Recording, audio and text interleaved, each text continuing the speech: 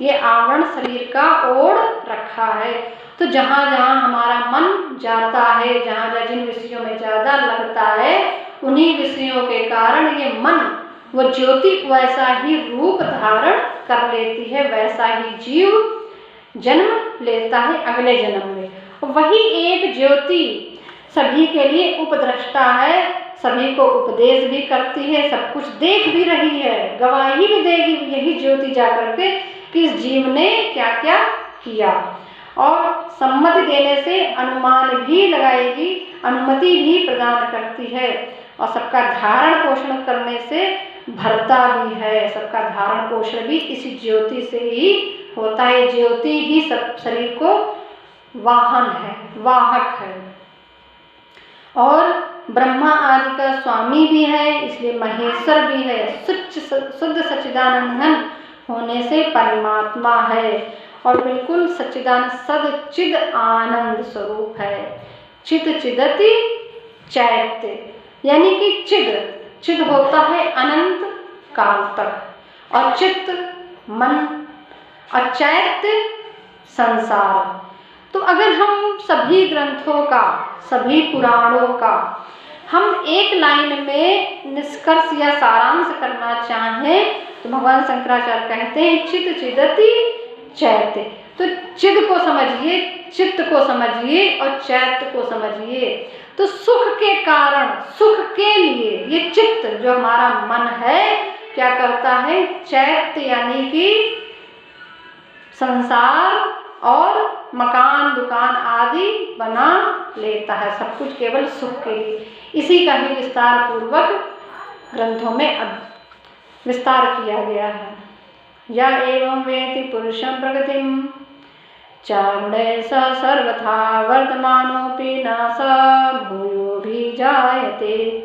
इस प्रकार पुरुष को और गुणों के सहित प्रकृति को जो मनुष्य तत्व से जानता है, वह सब प्रकार से कर्तव्य कर्म करता हुआ भी फिर भी नहीं जन्मता।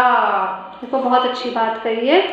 जब हमें ब्रह्म का ज्ञान हो जाता है, उस ज्योति का ज्ञान हो जाता है, तो उस ध्यान हमारा उस ज्योति में ही लग जाता है। फिर ये शरीर जो है समझ में नहीं आता। जैसे उस दिन सुनील की मम्मी भी कह रही थी, ब्रह्म की बात कई दिनों से बता रहे ब्रह्म के संदर्भ में, तो बोली बड़ा आनंद आया। और जब हम आरती करते हैं तो ऐसा लगता है कि 2 फीट मेरे पैर जो हैं जमीन से ऊपर उठ गए हैं, और हम लगता है कि ऊपर मेरा ध्यान बिल्कुल लग गया है, बस वहीं पे ही खो जाते हैं, बड़ा आनंद आ जाता है। तो ये ज्ञान से ही जो है उनको ये ध्यान प्राप्त हुआ, कि वहाँ पर उनको आनंद प्राप्त हुआ उस ज्ञान से कि हमारा स्वरूप क्या है। तो यानी जितनी देर भी हम देखिए सत्संग में बैठे, ठीक है, हम आपको ही बैठा सुना, उतनी देर के लिए तो जीवन मुक्त हो ही जाते हैं। लगता है कि अब सब कुछ जो है संसार विलीन हो गया है, खत्म हो गया है, यही सत्य है। कुछ समय के लिए तो जीवन मुक्त की स्थिति हो जाती है। जब इसी में लगातार लगे रहते हैं, लगातार यही वचन सुनते रहते हैं, तो जीवन मुक्ति की स्थिति भी आ जाती है। फिर किसी की बातों का कहीं पर कुछ भी प्रभाव नहीं पड़ता है, न वस्तुओं में कहीं मन लगता है, न कहीं विषयों में मन लगता है।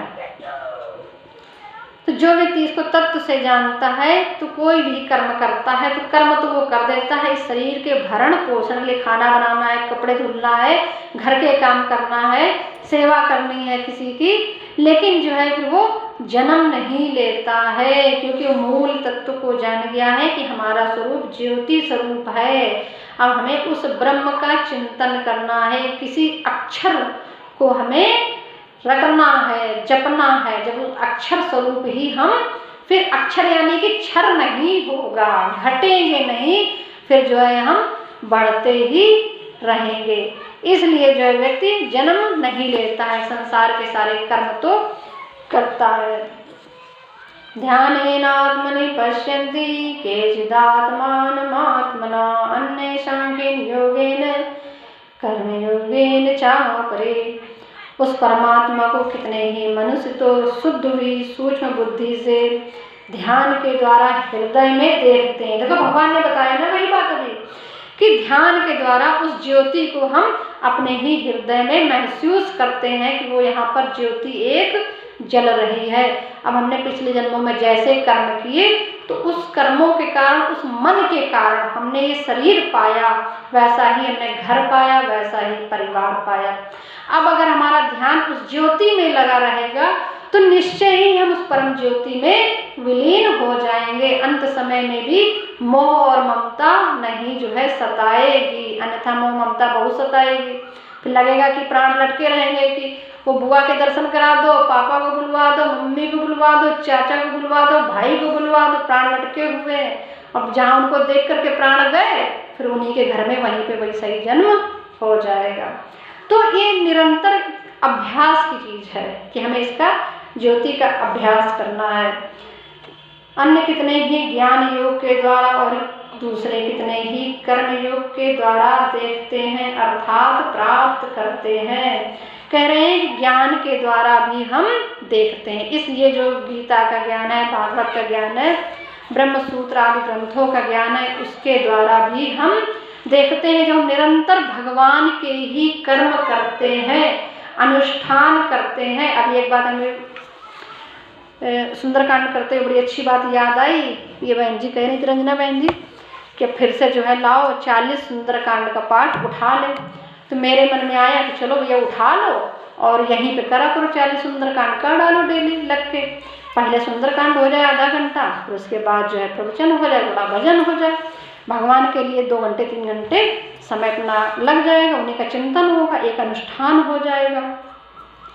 तो जो व्यक्ति यही कर्मयोग है कि जब हम अनुष्ठान निरंतर करते रहते तुम्हारी मन बुद्धि मन जो होता है शुद्ध हो जाता है, पवित्र हो जाता है।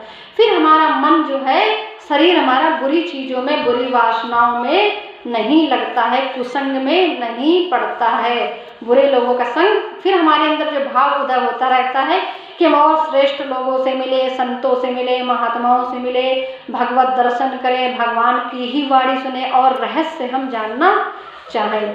तो ये हो गया हमारा ज्ञान योग बताया कि इस ज्ञान के द्वारा जब निरंतर हम सुनते रहते हैं तो वही ही मन में चलता रहता है, फिर वही ही हमारी वाणी बन जाती है और वही हमारा चरित्र बन जाता है। तो हम भी देखो ये चिंतन आप लोग को हम यहाँ पे आधा घंटा सुनाते हैं,